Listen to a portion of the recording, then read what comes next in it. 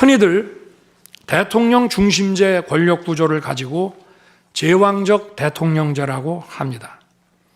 그러나 지금 우리나라는 제왕적 대통령이 아니라 제왕적 거대 야당의 시대입니다. 그리고 제왕적 거대 야당의 폭주가, 그 독재가 대한민국의 존립 위기를 불러오고 있습니다. 계엄 이후 벌어진 일들만 보아도 모두 잘 알 수 있지 않겠습니까? 제가 정말 제왕적 대통령이라면 공수처, 경찰, 검찰이 앞다퉈서 저를 수사하겠다고 나서고 내란죄 수사권도 없는 공수처가 영장 쇼핑, 공문서 위조까지 해가면서 저를 체포할 수 있겠습니까? 저 역시도 수사 업무에 26년간 종사한 사람이지만 이렇게 여러 수사기관들이 무차별적으로 한 사건에 달려드는 꼴은 본 적이 없습니다. 비상계엄에 투입된 군 병력이 총 570명에 불과한데 불법적으로 대통령 한 사람 체포하겠다고 대통령 관저에 3, 4천 명이 넘는 경찰력을 동원했습니다. 대통령과 거대 야당 가운데 어느 쪽이 제왕적 권력을 휘두르며 이 나라의 헌정 질서를 무너뜨리고 있습니까? 제가 비상계엄을 결단한 이유는 이 나라의 절체절명의 위기를 더 이상 방치할 수 없다는 절박함 그것이었습니다.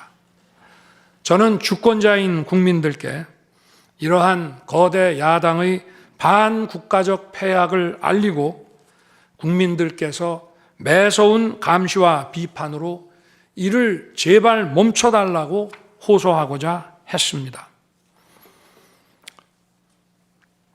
국정마비와 자유민주주의 붕괴를 막고 국가 기능을 정상화하기 위해 절박한 심정으로 계엄을 선포한 것입니다. 12.3 비상계엄의 선포는 국가가 위기 상황과 비상사태에 처해 있음을 선언한 것입니다. 국민을 억압하고 기본권을 제한하려는 것이 아니라 주권자인 국민께서 비상사태 극복에 직접 나주십사 하는 간절한 호소입니다. 그런데 거대 야당은 제가 국회의 요구에 따라 계엄을 해제한 그날부터 탄핵 시동을 걸었습니다. 하지만 비상계엄은 범죄가 아니고 국가 위기를 극복하기 위한 대통령의 합법적 권한 행사입니다. 저는 긴급 국무회의를 거쳐 방송을 통해 비상계엄을 선포했고 그 과정에서 거대 야당의 국회 독재가 망국적 위기를 초래하였다고 했기 때문에 많은 사람들이 국회로 몰려들 것이었고 계엄 상황에서 질서 유지를 위해 국회에 최소한의 병력을 투입했으며 국회가 해제 요구 결의를 하자 즉각 병력을 철수하고 국무회의를 소집해서 계엄을 해제했습니다. 다 알고 계시다시피 2023년 중앙선관위를 포함한 국가기관들이 북한에 의해 심각한 해킹을 당했습니다. 중앙선관위는 이 같은 사실을 국가정보원으로부터 통보받고도 다른 국가기관과 달리 점검에 제대로 응하지 않았습니다. 나중에 채용비리 사건 때문에 울며 겨자 먹기로 응한 일부 소극적 점검 결과 심각한 보안 문제가 드러났기 때문에 중앙선관위 전산 시스템 스크린 차원에서 소규모의 병력을 보낸 것입니다. 선거의 공정과 직결되는 중앙선관위의 전산 시스템 보안 문제는 우리 자유민주주의 체제의 핵심 공공재이자 공공자산을 지키는 일입니다.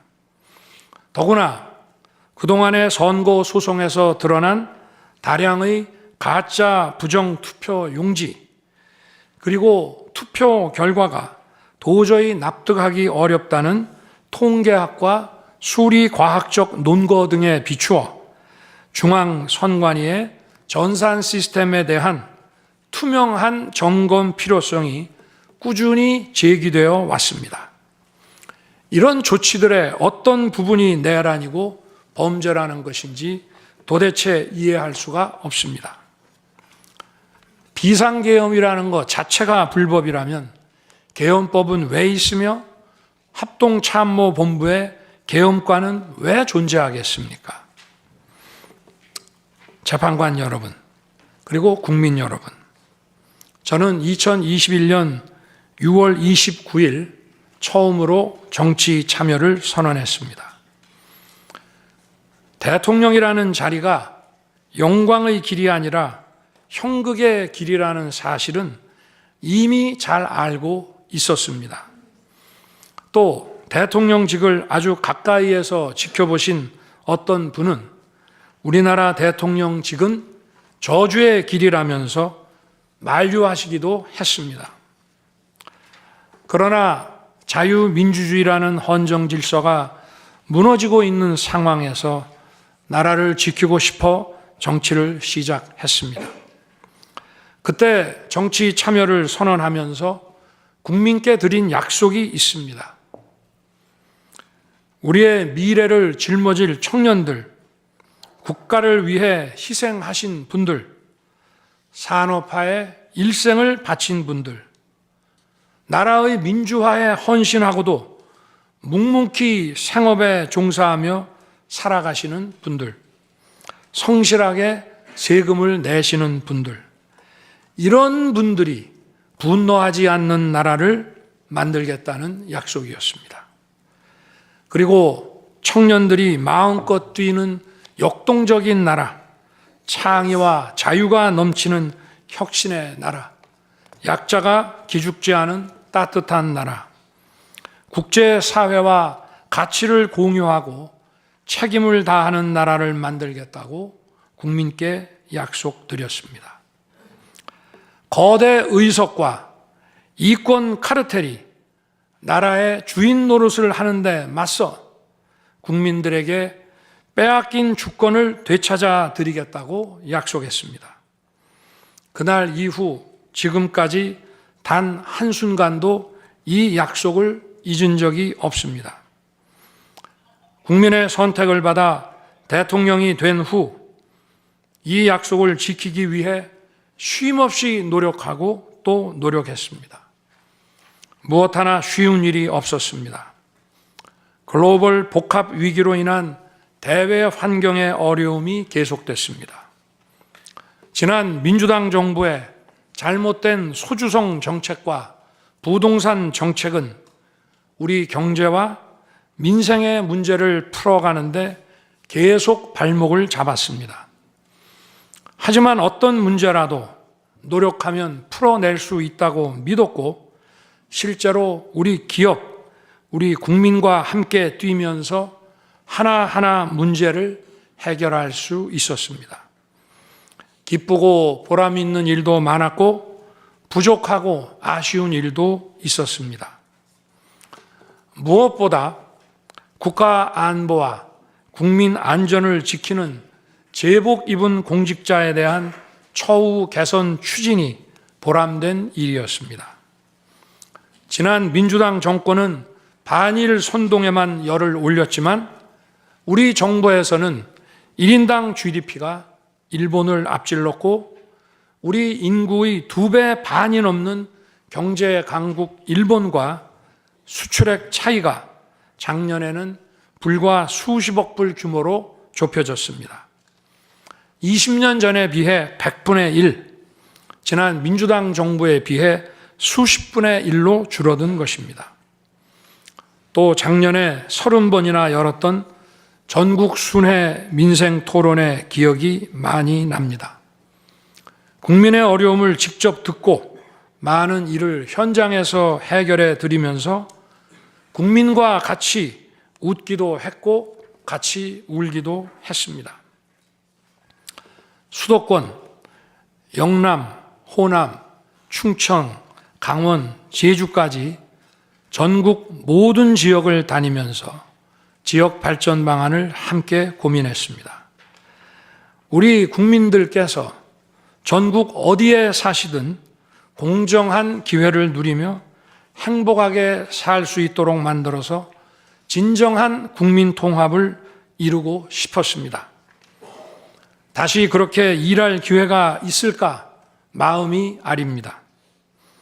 1박 4일의 살인적 일정으로 미국에 가서 한미일 캠프 데이비드 선언을 발표했을 때는 보람이 컸고 정말 마음이 든든했습니다. 방산 수출에 물꼬를 트고 팀 코리아가 체코 원전 건설 사업의 우선 협상 대상자로 선정됐을 때에는 어린아이같이 기뻤습니다. 아쉬웠던 순간도 떠오릅니다. 기업과 국민들에게 꼭 필요한 법안들은 하염없이 뒤로 밀어놓고 거부권을 행사할 수밖에 없는 위헌적 법안, 핵심 국익에 반하는 법안들이 야당 단독으로 국회에서 일사천리 통과될 때에는 답답했습니다. 국방, 치안, 민생을 위해 꼭 필요한 아킬레스건 예산들이 삭감됐을 때에는 막막했습니다. 지금 저는 잠시 멈춰서 있지만 많은 국민들, 특히 우리 청년들이 지금 대한민국이 처한 상황을 직시하고 스스로 주권을 되찾고 나라를 지키기 위해 나서고 있습니다. 비상계엄의 목적이 망국적 위기 상황을 알리고 헌법 제정 권력인 주권자들께서 나서 주시기를 호소하는 것이었는데 이것만으로도 비상계엄의 목적이 상당 부분 이루어졌다고 생각하게 됩니다. 저의 진심을 이해해 주시는 우리 국민과 청년들에게 진심으로 감사 말씀을 드리고 싶습니다. 제가 직무에 복귀하게 되면 나중에 또다시 계엄을 선포할 것이라는 터무니없는 얘기도 있습니다. 계엄의 형식을 빌린 대국민 호소로 이미 많은 국민과 청년들께서 나라의 상황을 직시하고 나라 지키기에 나서고 계신데 그런 일을 또 할 이유가 있겠습니까? 결코 그런 일은 없을 것입니다.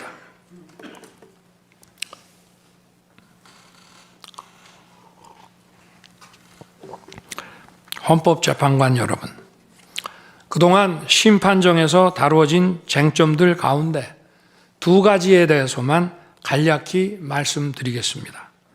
세세한 사실관계를 언급하기보다 상식선에서 간단히 말씀드리겠습니다.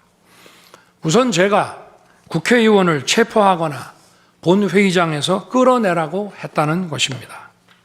정말 터무니없는 얘기입니다. 상식적으로 이렇게 해서 도대체 뭘 어떻게 하겠습니까? 의원들을 체포하고 끌어내서 계엄 해제를 늦추거나 막는다 한들 방송으로 온 국민과 전 세계가 지켜보고 있는데 그 다음에 뭘 어떻게 하겠습니까? 계엄 당일 국회의장의 발언대로 국회는 어디서든 본회의를 열어 계엄 해제를 의결할 수 있습니다. 영화나 소설에 나오기도 하지만 현실적으로 이런 일을 하려면 군으로 국가를 완전히 장악하는 계획과 정치 프로그램을 미리 가지고 있어야 합니다. 그런데 실제 상황이 어땠습니까? 계엄 사무를 담당할 주요 지휘관들이 계엄 직전에 어디에 있었는지 이 심판정에서 다 드러났습니다. 장관 재가를 받아 지방 휴가를 가거나 부부 동반 만찬, 간부 만찬 회식을 하다가 대통령의 계엄 선포 직후에야 국방장관으로부터 업무 지시를 받았습니다.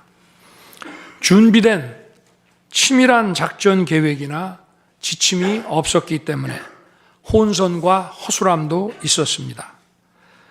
국방장관이나 지휘관들이나 경험이 풍부한 군사 전문가들인데 이들이 왜 이랬겠습니까?